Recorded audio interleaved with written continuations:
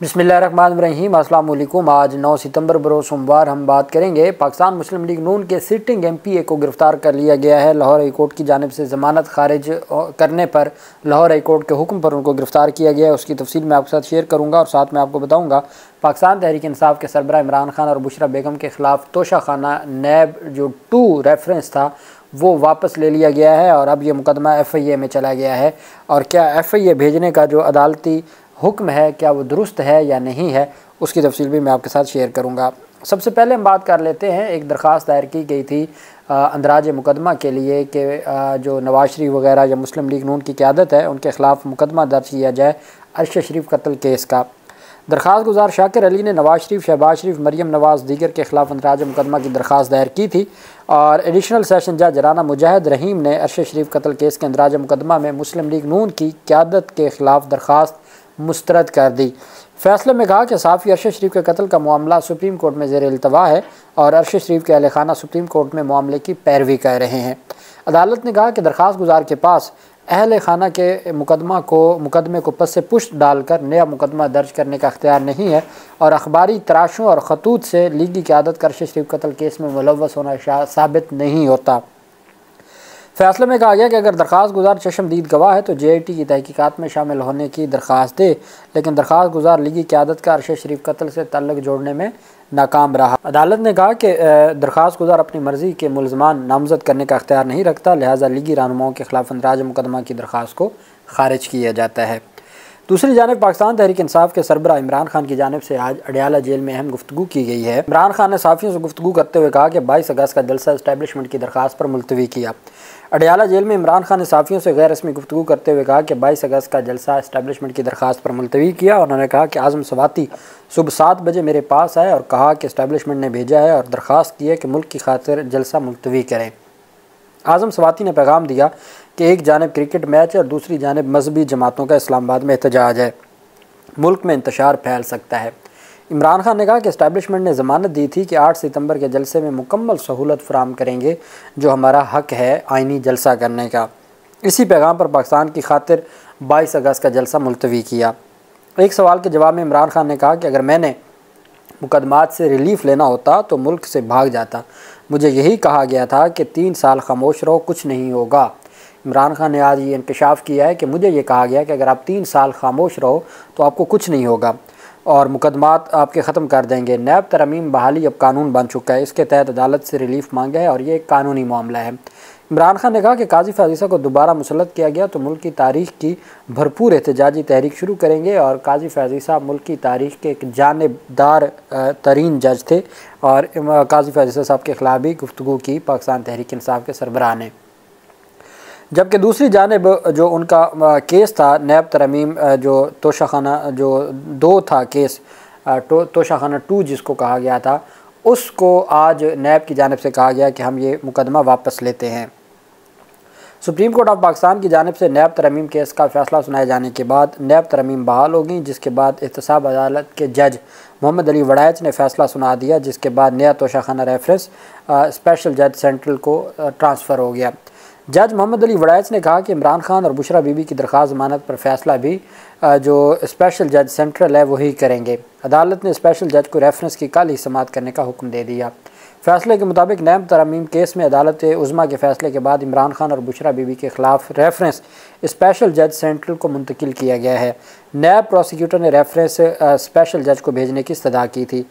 Case में वकला सफ़ाई ने इमरान खान के वकला ने रेफरेंस की मुंतकिली के साथ मुलज़मान को ज़मानत पर रिहा करने की इस्तदा की थी और मौक़िफ़ अख्तियार किया था कि अगर ये केस अब नैब का ही बनता तो मुलज़मान को 1 घंटे भी जेल में रखना गैर कानूनी अमल होगा।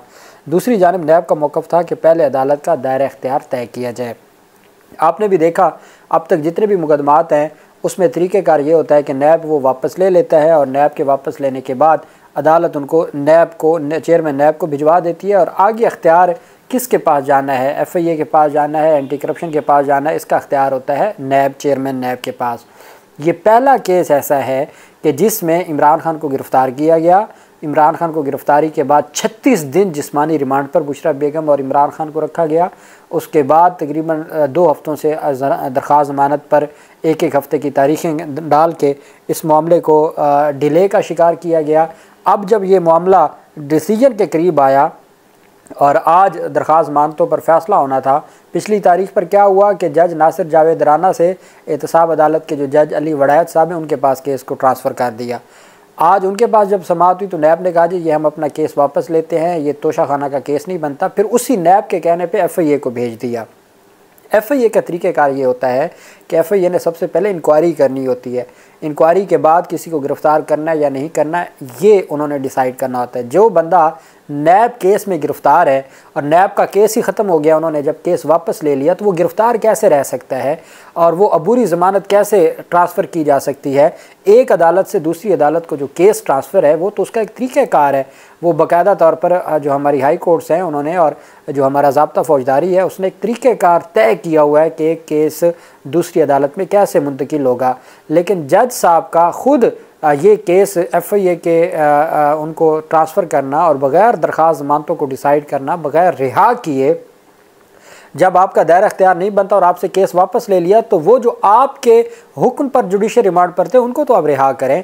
अब साथ ये खबरें सामने आ रही हैं कि FIA ने एक JIT बना दी है। अब FIA की JIT नैब से रिकॉर्ड मांग रही है और वो फिर इसके ऊपर तहकीकात करेगी। तो ये जो आज का फ़ैसला है बतौर कानून का तालिब इल्म मैं समझता हूँ कि ये गैर कानूनी फ़ैसला है, ये कानून की नज़र में दुरुस्त नहीं है और अल्टीमेट ये चैलेंज हो जाएगा इस्लामाबाद हाई कोर्ट में और इस्लामाबाद हाई कोर्ट इस फ़ैसले को सेटिसाइड करके रिहा करने का हुक्म देगी। लेकिन FIA की जानिब से जो तेज़ी नज़र आ रही है इसका मतलब ये है कि कल अब जिस जज साहब के पास गया है, जो जज हैं सेंट्रल कोर्ट के, उनके पास गया है और पहले ये था कि मोहम्मद जो हुमायूं दिलावर साहब भी जज हैं उनके पास जाएगा, लेकिन बाद में ये जज हुमायूं दिलावर साहब के पास नहीं गया, ये दूसरे एक जज साहब हैं उनके पास ये मामला गया है और इसमें जो अदालत की जानिब से हुक्म दिया गया है वो बहुत अहम है।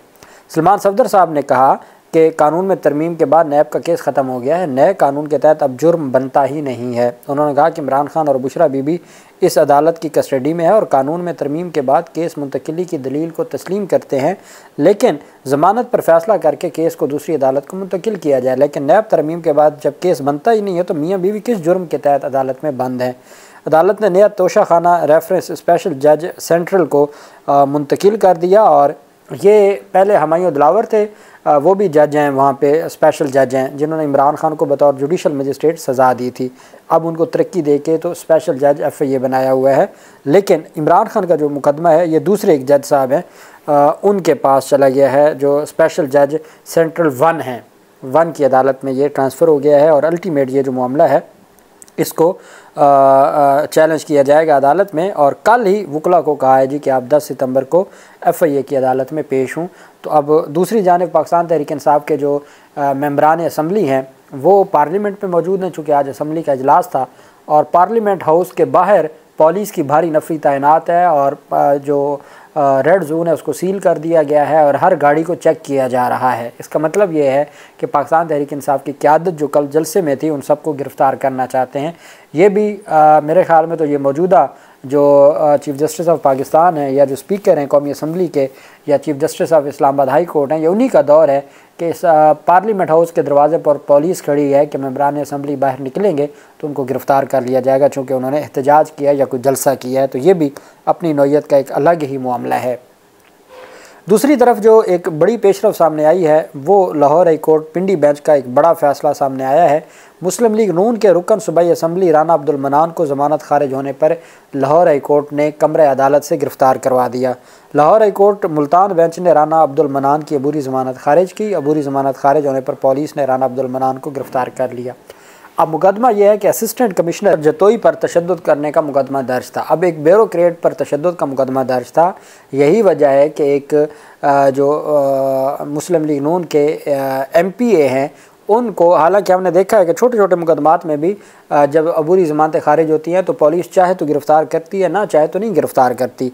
लेकिन इस केस में हमने देखा कि चूँकि एक असिस्टेंट कमिश्नर पर तशद्दुद का केस है, पुलिस ने नून लीग के मरियम नवाज़ के MP को गिरफ्तार कर लिया सिर्फ इस बुनियाद पर कि असिस्टेंट कमिश्नर के ऊपर तशद्दुद का केस है।